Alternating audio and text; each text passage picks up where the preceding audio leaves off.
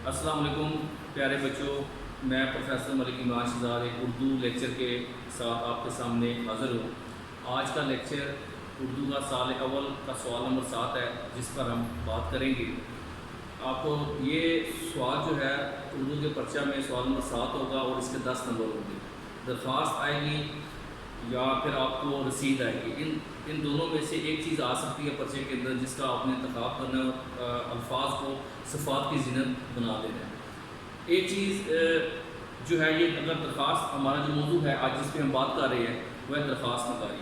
اگر درخواست نگاری کے حوالے سے میں بات کروں تو یہ درخواست نگاری آپ 6 کلاس سے یعنی کہ 6 کلاس سے بچے کرنا شروع کر دیتے ہیں، لیکن اس کے کرنے کے باوجود بچے بہت زیادہ اس میں درخواست نگاری کے سلسلہ میں بہت زیادہ غلطیاں کرتے ہیں۔ تو سب سے پہلے ہم ان بنیادی غلطیوں پہ بات کریں گے جو بچے کرتے چلے آ رہے ہیں۔ ایک بات آپ ذہن نشین کر لیجیے کہ درخواست نگاری کے سلسلہ میں 5 نمبر جو ہیں وہ اس کی بناوٹ کے ہیں۔ تو بناوٹ کے لحاظ سے اگر آپ دیکھیں تو آپ کے یہ 5 نمبر بہت خاص ہیں۔ اس کے بعد 5 نمبر نفس مضمون کے ہیں۔ سب سے پہلے جس کے نام درخواست کی جائے، بخدمت جناب پرنسپل گورنمنٹ کالج۔ اگر کسی پرنسپل کے نام درخواست لکھیں گے آپ تو آپ لکھیں گے بخدمت جناب پرنسپل گورنمنٹ کالج الف ب جی۔ جناب کے بعد آپ نے صاحب کا لفظ استعمال نہیں کرنا، کیونکہ سب سے پہلی بچے غلطی یہ کرتے ہیں، بخدمت جناب پرنسپل صاحب گورنمنٹ کالج الف ب جی، تو صاحب کا لفظ استعمال نہیں کرنا، جبکہ آپ نے اس چیز کا استعمال کرنا ہے بخدمت جناب پرنسپل گورنمنٹ کالج الف ب جی۔ اس کے بعد یہاں پر آپ نے 1-2 حروف کی جگہ چھوڑ دینی ہے، 1-2 حروف کی جگہ چھوڑیں گے، حاشیے کے ساتھ 1-2 حروف کی جگہ جب چھوڑیں گے تو اسے انگلش میں انٹینٹ کہتے ہیں۔ دوسری سطر میں آپ عنوان تحریر کریں گے، دوسری سطر میں آپ کیا تحریر کریں گے؟ عنوان کے آگے آپ نے رابطہ کی علامت لگانی ہے۔ عنوان کے بعد آپ نے رابطہ کی علامت لگانی ہے، اس کے بعد آپ نے اس کا عنوان لکھنا ہے۔ عنوان لکھنے کا جو مقصد ہے وہ یہ ہے کہ جس بھی ادارے کے سربراہ کے نام آپ درخواست تحریر کر رہے ہیں، اسے جب اس کے سامنے اپنی درخواست جائے گی تو اسے اس بات کا اندازہ ہو جائے گا کہ یہ جو سوال کرنے والا سائل ہے وہ کس بارے میں بات کر رہا ہے۔ درخواست ہے کیا؟ درخواست میں کسی بھی ادارے کے سربراہ کے نام التجا کرنا، فریاد کرنا، گزارش کرنا، سوال کرنا درخواست کہلاتا ہے۔ اب تیسری سطر میں بھی آپ نے اسی طرح سے 1-2 حروف کی جگہ چھوڑنی ہے، جسے انگلش میں نے جیسا کہ آپ کو بتایا اسے انٹینٹ کہتے ہیں۔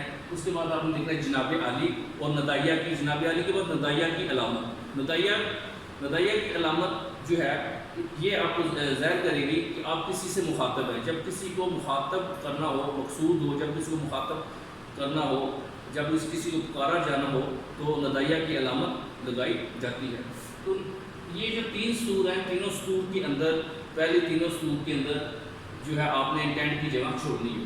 اس کے بعد نیچے جو ہے 5-6 لفظوں کی جگہ چھوڑ کر کے آپ نے مطبانہ گزارش ہے کے بعد آپ نے اس جگہ پہ آ جانا لائن کے بالکل قریب اور اپنی درخواست جو بھی ہے وہ تحریر کرنا شروع کر دینی ہے۔ نفس مضمون کے اندر 3 چیزیں آئیں گی۔ 3 چیزیں بیٹا اس طرح سے آئیں گی کہ پہلے آپ کی تحمید ہوگی، یعنی کہ آپ جو درخواست لکھ رہے ہیں اس کی بنیاد بنائیں گے۔ یعنی کہ اگر فیس معافی کے حوالے سے اگر بات کریں تو آپ ڈائریکٹ نہیں کہہ سکتے کسی ادارے کے سربراہ کو کہ میری فیس معاف کر دیں، پہلے اس کی بنیاد بنائیں گے۔ مثلا فیس معافی کی درخواست ہے، میں آپ کے کالج کا سال اول کا طالب علم ہوں، میرا رول نمبر جو آپ کا رول نمبر ہوگا وہ آپ اسے بتائیں گے ادارے کے سربراہ کو۔ اس کے بعد اپنی تعلیمی قابلیت بتائیں گے کہ میری تعلیمی قابلیت بہت عمدہ رہی ہے، میرے رزلٹ بہت اچھے رہے ہیں، مجھے پڑھنے لکھنے کا بہت شوق ہے۔ اس کے علاوہ آپ ان کو بتائیں گے کہ میں تعلیمی سرگرمیوں کے ساتھ ساتھ کالج میں جو دوسری سرگرمیاں ہوتی ہیں ان میں بھی بھرپور حصہ لیتا ہوں، کھیلوں میں حصہ لیتا ہوں، تقاریر میں حصہ لیتا ہوں، یعنی کہ آپ تحمید کے اندر آپ بنیاد بنائیں گے۔ اس کے بعد جو ہے دوسرے پیراگراف کے اندر آپ نے جو ہے اس کو اپنا مدعا بیان کرنا ہے۔ مدعا بیان کرنے سے مراد یہ ہے کہ آپ کیا کہنا کیا چاہتے ہیں، آپ کیا بات کرنا چاہتے ہیں۔ مطلب فیس معافی کی ہے تو اسے بتائیں۔ دوسرے پیراگراف میں ہم مثال کے طور پر میرے والد صاحب ایک دکاندار ہیں، ان کی چھوٹی سی دکان ہے، ہم 6 بہن بھائی ہیں، تمام اسکول جاتے ہیں۔ جیسا کہ میں نے کہا کہ آپ یہ لکھ سکتے ہیں کہ مجھے تعلیمی میری قابلیت آپ کے سامنے ہے، مجھے پڑھنے لکھنے کا بہت شوق ہے. اس طرح مطلب سیکنڈ پیراگراف میں آپ نے اپنا مدعا بیان کرنا ہے. تو مدعا بیان کرنے کے بعد ساتھ یہ مطلب ہے جو ہے فیس معافی کے بارے میں آپ نے تحریر کر دینا، برائے مہربانی فرما کر میری فیس معاف کی جائے یا فیس کم کی جائے. اس کے بعد جو ہے اختتامیہ میں آپ جو ہے شکر گزار رہیں گے ان سے جو آپ نے بات بتائی فیس معافی کے حوالے سے جو بات کی آپ نے. تو اس اختتامیہ میں آپ نے عمدہ الفاظ کے ساتھ، اچھے الفاظ کے ساتھ، سادہ الفاظ کے ساتھ، شائستہ الفاظ کے ساتھ اس کا جو ہے نفس مضمون اختتامیہ کرنا ہے. اس کے بعد بیٹا آپ نے جو ہے بالکل اس سائڈ پہ آپ نے یہاں پر جو ہے آپ کا شکر گزار ہوں گا کا لفظ استعمال کرنا ہے. آپ کی مہربانی ہوگی، آپ کی عین نوازش ہوگی، آپ کچھ بھی تحریر کر سکتے ہیں. اس کے بعد العارض کے نیچے آپ نے لکھنا ہے آپ کا شاگرد، اور آپ نے نیچے آپ کے شاگرد کے نیچے آپ نے ایک نام جو ہے فرضی نام تحریر کر دینا الف ب ج، کیونکہ آپ کو معلوم ہے کہ بورڈ کے اندر آپ اپنا اصل نام، رول نمبر اور ادارے کا نام نہیں لکھ سکتے، کیونکہ یہ لکھنا جو ہے درخواست کے سنوں کے خلاف ہے. لہٰذا آپ جو ہے وہاں پر الف ب ج تحریر کر دیں گے اور العارض کے بالکل سامنے آپ کو تاریخ سپرد قلم کر دیں گے. یہ تاریخ آپ ہندسوں میں لکھیں گے، ٹھیک ہے، اور مطلب 17 جولائی 2020 یہ آپ کی تاریخ ہو جائے گی. تو یہ ایک اور بات بتا دینا چاہتا ہوں کہ نفس مضمون کے آپ کے 5 نمبر ہیں، اور بناوٹ کے جو کہ میں نے آپ کو بتایا اس کے جو ہے آپ کے 5 نمبر ہیں. لہٰذا آپ نے جو ہے اس چیز پہ پورا دھیان رکھنا ہے کہ بناوٹ آپ کی غلط نہ ہو، آپ کے الفاظ کا چناؤ عمدہ ہو، شائستہ زبان ہو، اچھے الفاظ کا چناؤ کریں. اس کے بعد آپ نفس مضمون کے اندر مارکر کے ساتھ کچھ خاص لفظوں کو نمایاں بھی کر سکتے ہیں. جب آپ خاص لفظوں کو نمایاں کریں گے تو اس کا بھی ایک عمدہ تاثر بنے گا آپ کے لیے.